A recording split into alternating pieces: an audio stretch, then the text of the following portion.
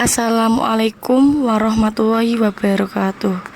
Saya Arum Siti Maisaroh, NIM 2020-11596, Manajemen Paralel. Jawaban nomor 1. Pertama yaitu kurangnya pemahaman oleh pembuat banner dan spanduk mengenai penulisan ejaan yang benar. Kemudian faktor kesalahan dalam penulisan ejaan pada banner adalah ingin menyampaikan pesan yang menarik dan unik agar pembaca lebih tertarik, meskipun kalimatnya salah.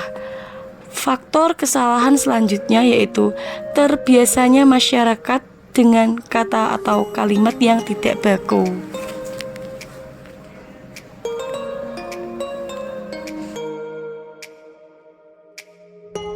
Pertama, pada banner yang berikut terdapat tulisan yang saya lingkari.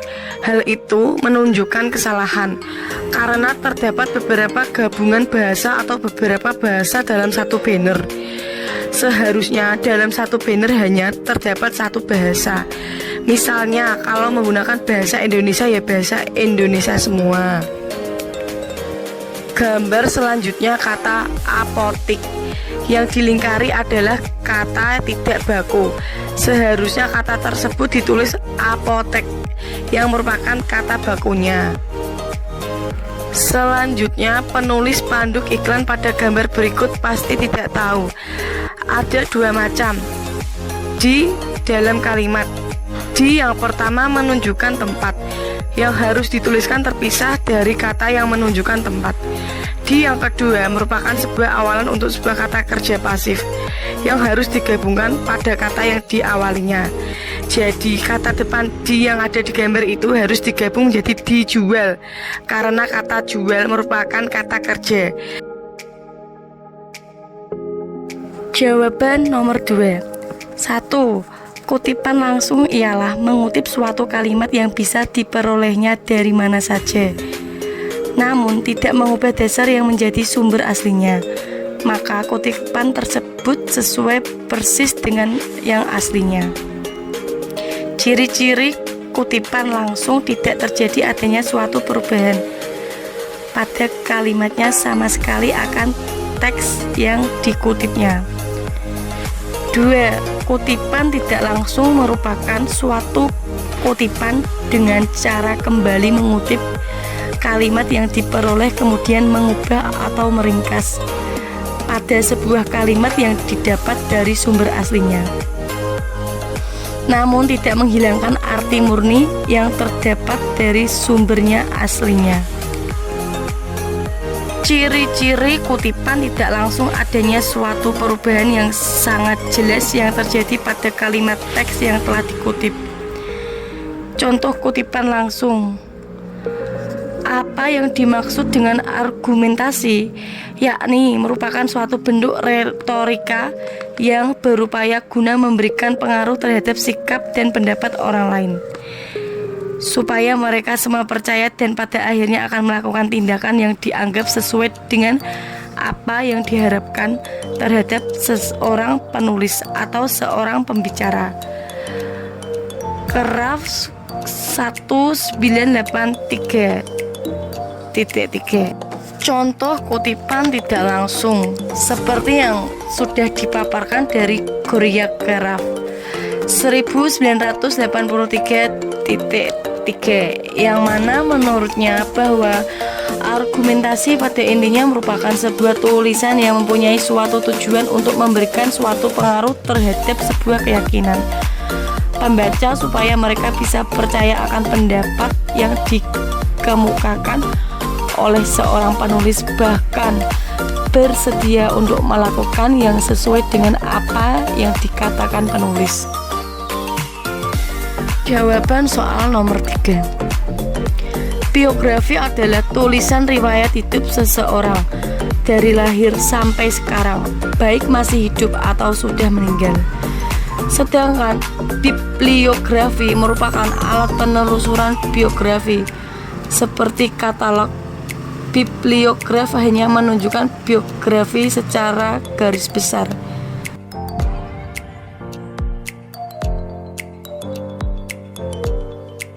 Contoh biografi Kiai Haji Abdurrahman Wahid atau akrab disapa Gus Dur merupakan sosok yang dikenang sebagai presiden paling humoris. Ia lahir pada 4 Agustus 1940 di Jombang, Jawa Timur. Ia berasal dari keluarga santri yang merupakan pendiri Nahdlatul Ulama. Gus Dur sempat berkuliah di Universitas Al-Azhar dan Universitas Baghdad. Semasa muda, ia menulis di beberapa media seperti Kompas, Tempo, dan majalah Horizon.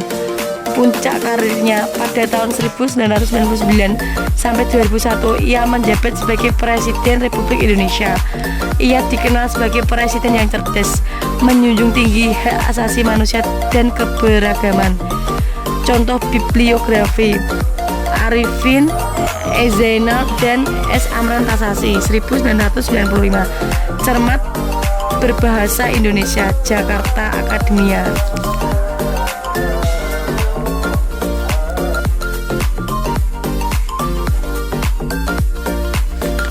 Jawaban soal nomor 4. Penggunaan kata pukul adalah untuk menunjukkan saat atau waktu di mana peristiwa akan terjadi.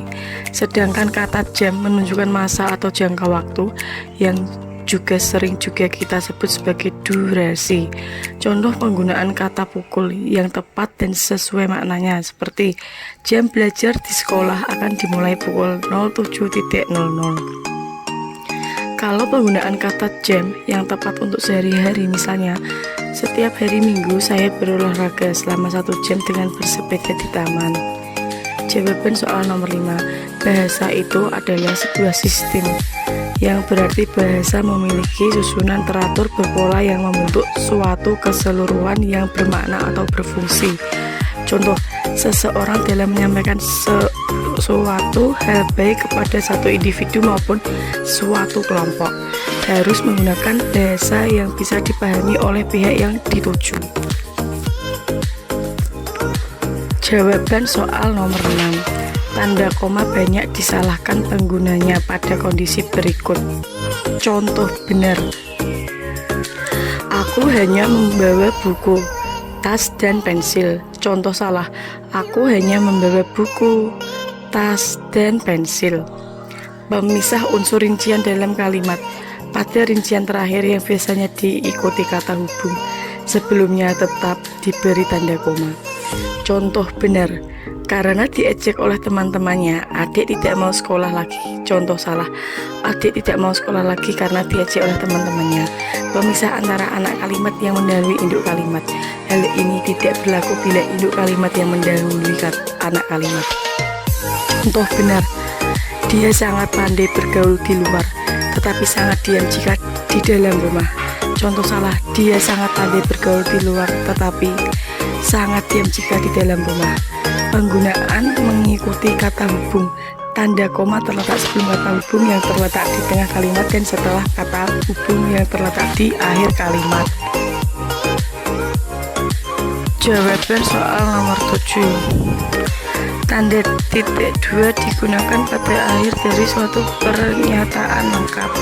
Namun titik 2 tidak dipakai bila perincian tersebut merupakan perlengkap yang mengakhiri pernyataan.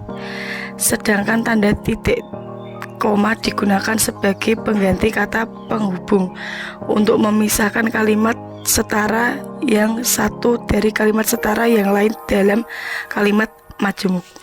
Contoh: Tika membeli buah, apel, pisang, salak, dan durian.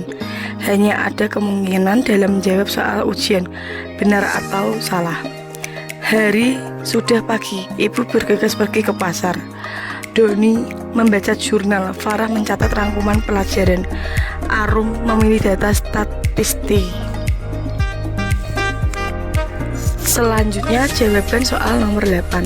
Sering terjadinya kesalahan penulisan pada huruf miring adalah karena kurang dibiasakan masyarakat dalam menggunakan huruf miring, dan kesalahan penggunaan huruf miring dianggap biasa saja tanpa ada yang mengingatkan.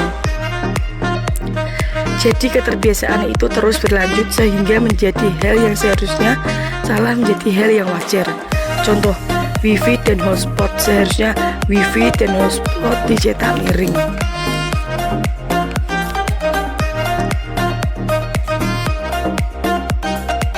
terakhir jawaban nomor 9. Bahasa menjadi faktor penting dalam penulisan sebuah karya tulis ilmiah. Jika dalam penulisan sebuah karya tulis ilmiah terdapat kesalahan penulisan konsonan dan vokal, maka kata tersebut akan memiliki arti yang berbeda atau tidak memiliki arti sama sekali.